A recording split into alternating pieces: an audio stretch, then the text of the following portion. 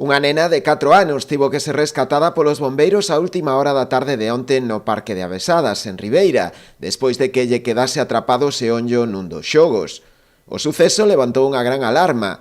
Ata o lugar movilizáronse numerosos medios de emerxencia, aínda que finalmente todo quedou nun susto, e a nena foi liberada sen dano algún. Non nos recibimos unha chamada ás 5:25 da tarde de que había unha nena que estaba atrapada nun tobogán no lugar de Avesadas, en Ribeira.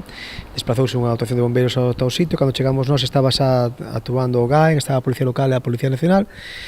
A nena estaba ca perna dereita atrapada entre uns barrotes do tobogán, do xogo en xeral. Unha vez alí, os equipos de emerxencia cortaron parte da baranda que aprisionaba o xeonllo da nena, que puido sair do xogo sen dano algún. O noso traballo consisteu en cortar un dos barrotes para liberar a perna. Nada máis, a rapaza sí que estaba un poquinho...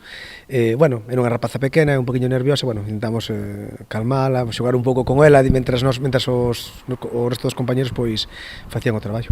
Ademais dos bombeiros do Parque Comarcal de Boiro, ata o lugar desplazáronse tamén numerosos medios de emerxencia, como é o caso do Grupo de Atención ás Emerxencias Municipal, unha ambulancia do 061 e a Policía Local e Nacional.